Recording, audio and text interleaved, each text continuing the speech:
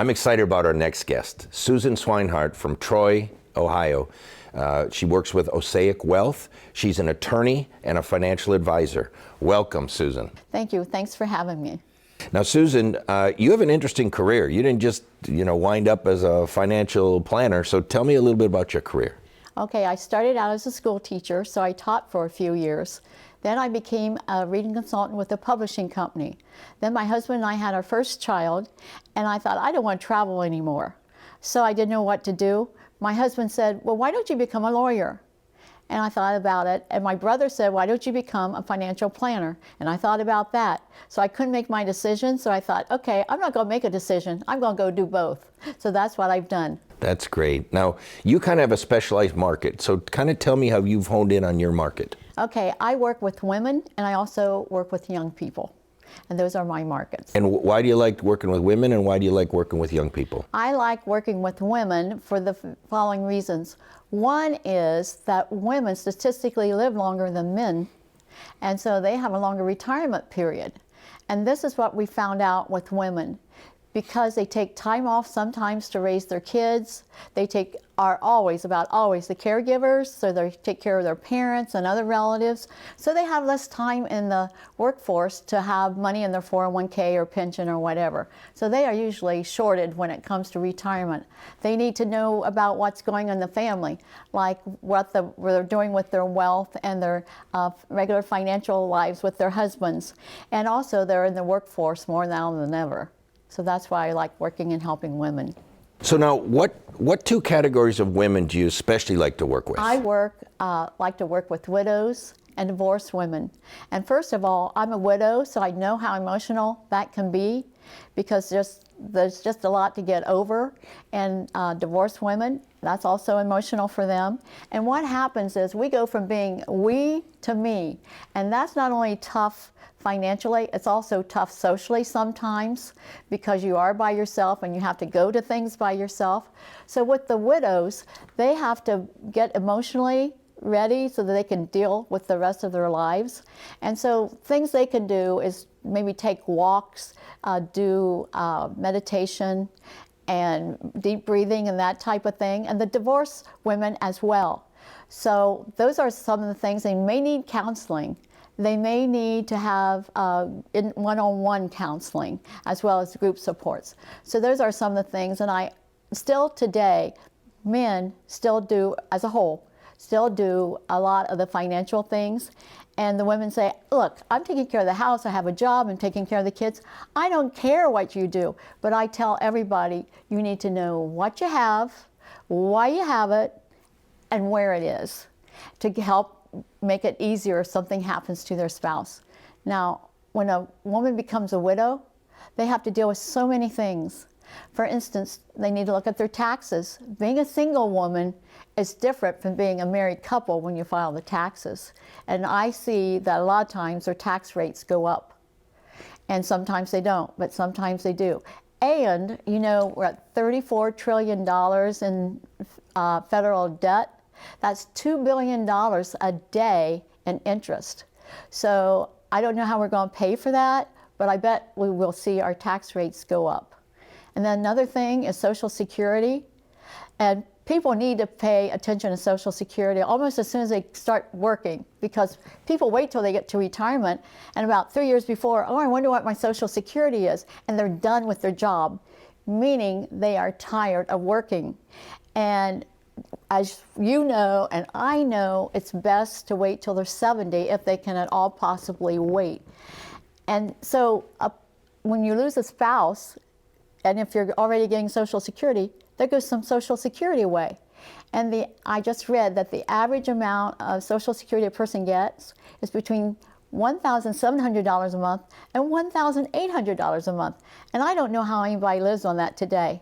And sometimes people will say, I should be getting a lot more Social Security, but they forget. Social Security wasn't meant for retirement income.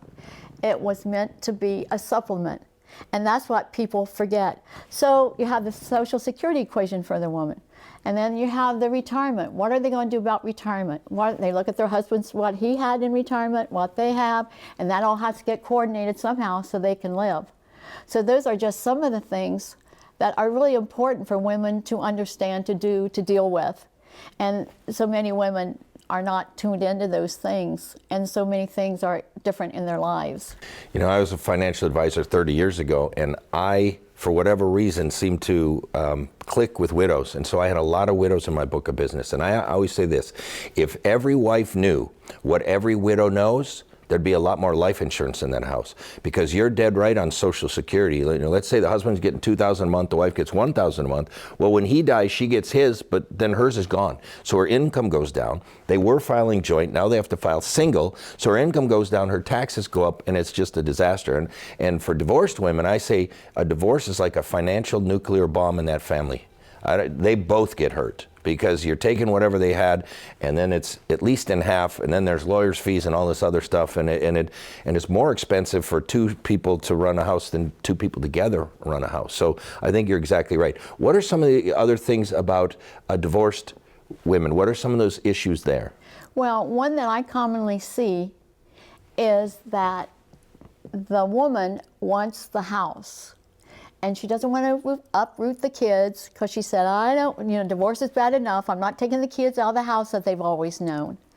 And what happens is they end up getting the house, but they don't look at, can they afford the real estate taxes, the insurance, the upkeep. And like you said, those two incomes together, they can really have a big house, two incomes together. But when it's one, it's not as affordable. And then what happens, the woman figures out she can't afford the house. And this is where there is a mistake. I think something's wrong here, is that every woman who thinks she's heading to divorce should go see a financial planner.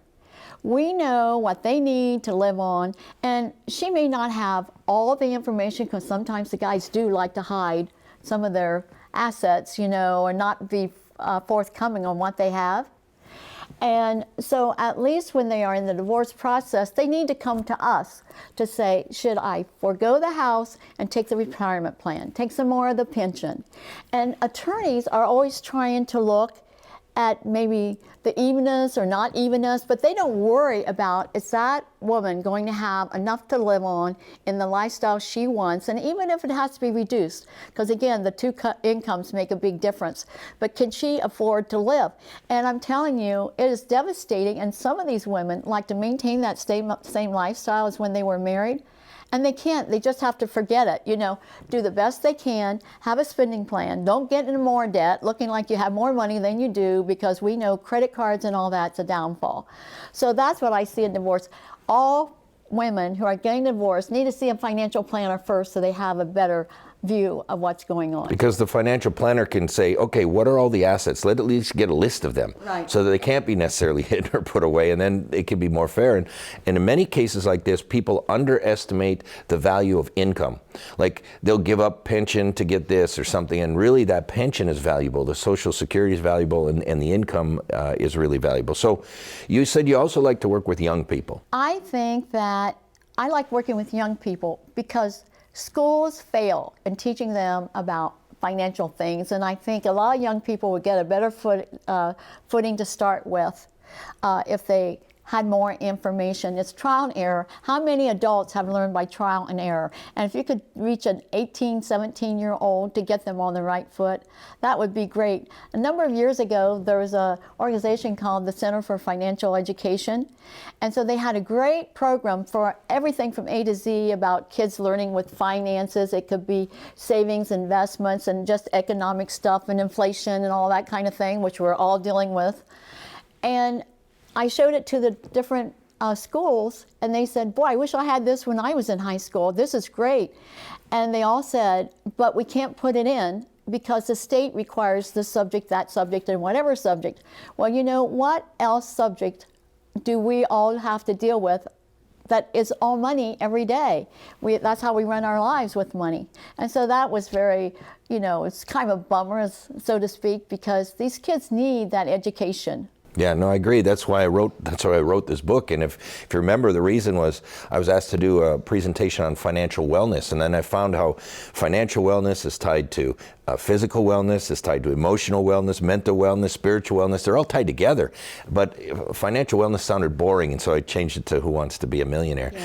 But you were talking about how people make mistakes and they learn. You know, I always say, I was in the Army 22 years, and you can learn from OM or OPM. OM are your own mistakes. OPM are other people's mistakes. And as much as you can learn from other people's mistakes, it's better than learning on your own, because that's painful. Well, you shorten the time frame that you're learning. That is the key. You know, that's what I tell my kids. I said, I'm telling you this now so you won't make the same mistakes I did, you know, because I've been through that part of my life. So give me some recommendations on what young people can do to have a healthier financial situation. Well, one thing, they should have set aside emergency money so that if they need new tires on their car, they have the money available. They should have 6 months worth of income and expenses so they don't hit that credit card because it's so easy, get that card out. And so that's one thing they can do, is always to have that. Plus, pay yourself first, 15 to 20% of your gross income. Now, some people will say, I'm going to put away what I have left over. No, you don't want to do that, because you'll never have anything left over.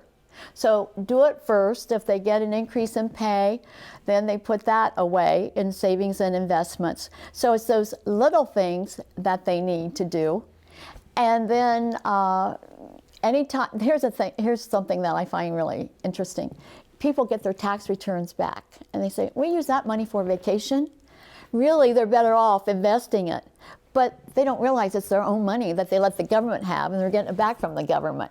And they'd be better off doing a budget type thing to see what they really can afford for vacation and deal with it that way, instead of using their tax refund to deal with vacation. You know, you brought up a couple good subjects, both with the widows and the young people, and that's the total cost of ownership. You see, the widow wants the house, but she doesn't realize that you got to pay the property tax and the insurance and all that stuff and all the maintenance, upkeep. The young person wants that new car, but they forget about the car insurance. You don't know how many people buy a brand new car, and then they call their car insurance. They go, "What? It's $1,000." They didn't even check what the insurance costs would be before they bought the car. And so I think one of the things that young people can learn is figure out what the total ownership is before you buy something. That's a very good point. And you know, that's why they should buy used cars. That's what I say. Buy everything used, if at all possible. Buy everything on sale, but you want to get a decent sale. And look at all those kinds of things that, you know, they don't have to, as you always say, you want appreciating assets, not depreciating assets. And people don't think about that. No. They put their money into depreciating assets, cars, boats, jet skis, handbags, shoes, clothes. They all go down in value every day, and you're never going to get wealthy putting most of your money into depreciating assets. Now, I know you have some examples of young people, how they spent their money unwisely. Kind of share that with the audience. The Starbucks. Okay, down the road from me, where my office is, there's a Starbucks. That Starbucks is, the drive-through is busy from 6 o'clock in the morning until closing at night. And I drive by there and I go, oh my gosh, look at all that money going to waste. So let's say a Frappuccino is $7. So if you spend $7 a day for a month, that's $210 a month. And then if you do that for the whole year, it's $2,220. Now, we know that if you invested that money and got a 7% return for 15 years, and we know the market over a period of years has made up to 10% a year. So that 15 years would now be $66,562. That's 15 years at 7%. Now, if they let it go for 30 years, at 7%, it'd be $256,193. Now that's 1 year. Now if a person went to Starbucks every day for 3 years, and you figure out that $256,000 times 3, so they wouldn't have to worry about Social Security. They have their own money. And that is just crazy to me. And between the Starbucks and what they're paying in cars, they're literally driving their millionaire retirement around drinking lattes. You know, I'm a tea drinker, so if I go to Starbucks, it's hot water and a tea bag for $6. Yeah. I just ask for the hot water. I'll bring my own tea bag. I mean, it's crazy, and the compounding of this stuff is where people don't realize the opportunity cost, what they could have done with that money if they'd have done something else. Yes. Now, what's a simple way for young people to kind of track their spending habits? Well, they can get an app for their spending or take it in their notes in their phone. Now, this is another thing.